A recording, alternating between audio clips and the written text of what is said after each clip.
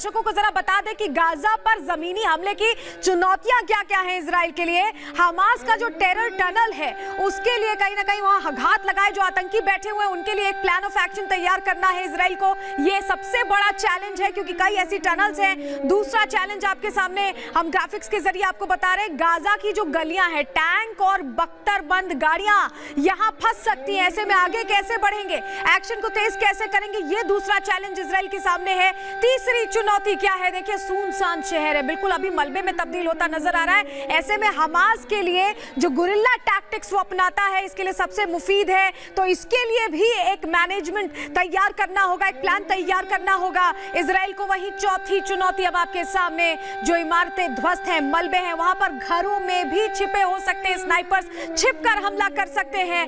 तो ये भी एक बहुत बड़ा चैलेंज है। वहीं पांचवा चैलेंज क्या है, जो रॉकेट्स और मिसाइल, देखिए यही इक्विपमेंट्स हैं हमास के पास और इनसे हेलीकॉप्टर्स को निशाना बना सकता है हमास, जिससे भारी नुकसान इजराइल को उठाना पड़ सकता है। छठी चुनौती आपके सामने गुरिल्ला युद्ध, जो हम बता रहे हैं कि गुरिल्ला टैक्टिक्स के जरिए ही इजराइल में जब पहले हमला किया तब भी यही टैक्टिक्स अपनाई थी और अब पैदल सैनिकों पर घातक हमला करना संभव है क्योंकि ये उनका शहर है, यहां वो छिपे हो सकते हैं। तो ये तमाम जो चैलेंजेस हैं ये फेस कर सकती है इजरायली सेना और इसके लिए बाकायदा एक प्लान तैयार किया जा रहा है। और मीनाक्षी अगली बड़ी खबर बताएंगे, ओवर टू यू मीनाक्षी।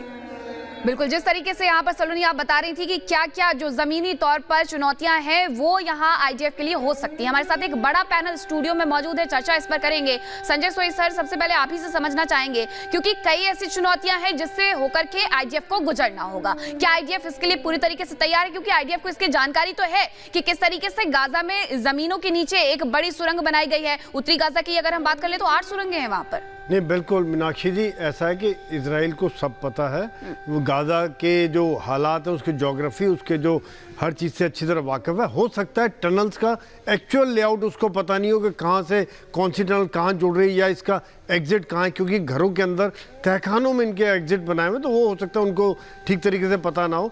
लेकिन मैं ये मानता हूँ कि उन्होंने इसकी पूरी तैयारी की हुई है, वो एक प्लान तरीके से जा रहे हैं। भी जैसे भी गुरसिमरन बता रहे थे कि वो मोटर के द्वारा उनके सॉफ्ट डिफेंसेस को बर्बाद कर रहे हैं, उनको खतरनाक कर रहे हैं, जहाँ उनकी ऑपरेशनल बेसिस है उनको ख़त्म किया जा रहा है। वो एयर स्ट्राइक, मिसाइल और आर्टिलरी, मोटर, इन फायर से किया जा रहा है। ये लोग बिल्कुल अभी फालतू में कोई एम्यूनिशन बर्बाद नहीं कर रहे।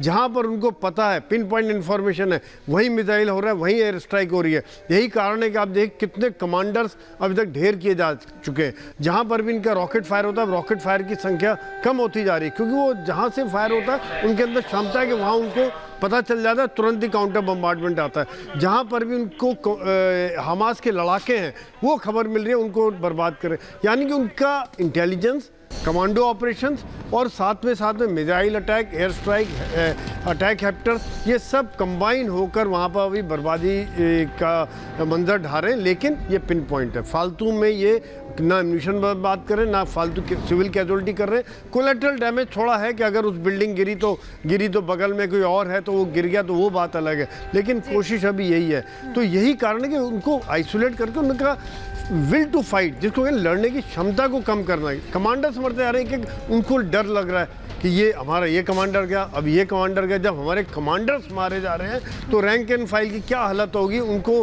क्योंकि वो सबसे सुरक्षित माने जाते हैं, उनकी खबर कहीं नहीं होती। ये बात जो है बड़ा साइकोलॉजिकल तरीके से वो लड़ रहे हैं, ये खाली फालतू में लड़ाई नहीं है। उन सब के लिए वो पूरी तैयार है, चाहे वो टनल रणनीति के हिसाब से लड़ रहे हैं। सर, आप ये कहना चाहते हैं, कर्नल शैलेंद्र आपको भी इसमें शामिल करना चाहेंगे। जो अभी हमने चुनौतियां दिखाई, सर ने बताया कि इसके लिए इजराइल प्रिपेयर्ड है, लेकिन कितना प्रिपेयर्ड है और बहुत क्या जो स्लोली एक्ट करने का प्लान है वो इसी वजह से। अगर आप मुझे अलाउ करें, आपने 5 चुनौतियां बताई, मैं उसमें एक छोटी सी चुनौती और ऐड कर रहा हूं कि सबसे बड़ा जो डिफिकल्ट पार्ट होगा, जो नॉर्दर्न गाजा वाली साइड जिसको सो कॉल्ड खाली करने को बोला गया है और फिर भी वो खाली ना हुई है और ना हमास उसे करने दे रहा है। इस वजह से अब मैं कहूँगा कि एक बहुत बड़ी चुनौती जो एक ऑर्गेनाइज्ड फोर्स के तौर पर आएगी मुझे, वो ये है कि वो जो आदमी बाएं से दाएं भागा वो सिविलियन था, हमास था, कौन था, पहचान कैसे हो? पहचान। दूसरी बात, क्या मैं आर्बिट्रेरली अंधाधुंध फायर करता चला जाऊंगा? मुझे लगता है शायद इजराइल ऐसा ना करे।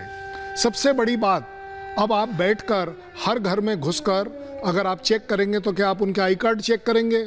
ये एक अपने आप में सबसे बड़ा, देखिए कोई भी organised army fighting in built up area को अवॉइड करना चाहेगी, अर्बन वॉरफेयर नहीं करना चाहेगी।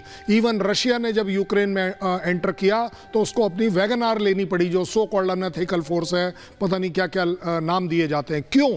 क्योंकि we would like to avoid, as a फौजी मैं कह रहा हूं, हर हालत, हर कोशिश करूंगा कि फाइटिंग इन बिल्टअप एरिया में ना घुसूं, उसको सराउंड कर लूं, उसको पाउंड कर लूं, उस पर बम गिरा लूं। आप सुरंगों की बात कर रहे हैं और जगह की बात कर रहे हैं, गाजा स्ट्रिप वही है जो इजराइल की थी। इजराइल इसके चप्पे चप्पे को जानता है। यस, इसमें कोई डाउट नहीं है। पिछले इतने सालों में 2007 के बाद से चुनौतियां तो बिल्कुल बढ़ी होंगी कहीं ना कहीं, क्योंकि कई ऐसी सुरंगें हैं जो कि कभी जाकर के किसी बड़ी बिल्डिंग में खुलती हैं, कभी किसी में जाकर के हॉस्पिटल में खुलती हैं। तो चुनौतियों को कहीं ना कहीं बखूबी यहाँ पर इजरायली सेना उनसे वाकिफ है, ये मानना भी इनकार नहीं कर सकते हम इससे। ग्रुप कैप्टन यूके देवनाथ जी, जिस तरीके से ये कहा जा रहा है कि सुरंगें इनके लिए सबसे बड़ी चुनौती हो सकती है, लेकिन दूसरी तरफ गाजा के, उत्तरी गाजा के वो 11 लाख लोग जिन्हें ये सूचना मिलती है, फेक खबर मिलती है कि उनके लिए मिस्टर बॉर्डर खोल दिए गए हैं, लेकिन वो खुले नहीं हैं। सारे देश जो लगे हुए हैं गाजा पट्टी से और इजराइल से, वो कहीं ना कहीं यहाँ पर गाजा के लोगों का समर्थन तो कर रहे हैं, लेकिन अपने यहाँ पर उन्हें निवास देने के लिए, बिल्कुल भी यहाँ पर शरणार्थी उन्हें बनाने के लिए यहाँ पर कमिटमेंट उनकी दिखाई नहीं देती है। क्यों इस तरीके से? आखिरकार अगर आप 100 ट्रक भेज रहे हैं तो साथ साथ उन्हें भी बुला लीजिए। देखिए, हमें थोड़ा राजनीति में जाना पड़ेगा, डिप्लोमेसी में जाना पड़ेगा और थोड़ा लीगल एंगल से बात करना पड़ेगा। Internationally accepted rule based order, 3 accords का मैं नाम ले लेता हूं। एक था कैंप डेविड, जो कि साइन किया गया अमेरिका और इजिप्ट के बीच में।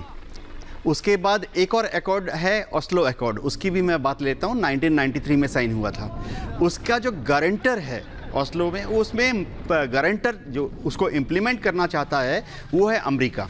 और तीसरा, अब अमेरिका हर अरब देश के साथ अब्राहम अकॉर्ड साइन कर रहा है, series of them have been sign. इन तीनों एग्रीमेंट में मूलतः एक चीज है, स्टार्टिंग पॉइंट है अरब देश को खुश करने के लिए, क्योंकि अरब देशों से भी कुछ लिया गया है ना बदले में। स्टार्टिंग पॉइंट है जो कि इसकी मूल भावना है इन तीनों एग्रीमेंट्स की, कि फिलिस्तीन के लोगों की अपने पुश्तैनी जमीन में रहने का हक, चाहे वो गाजा में हो चाहे वेस्ट बैंक में हो, वो गारंटेड है। अमेरिका प्रतिबद्ध है। वेस्ट बैंक में सेटलमेंट्स को, इजरायली सेटलमेंट्स को रोकने के लिए अमेरिका प्रतिबद्ध है। ये इनकी दिल की तकलीफ है जी।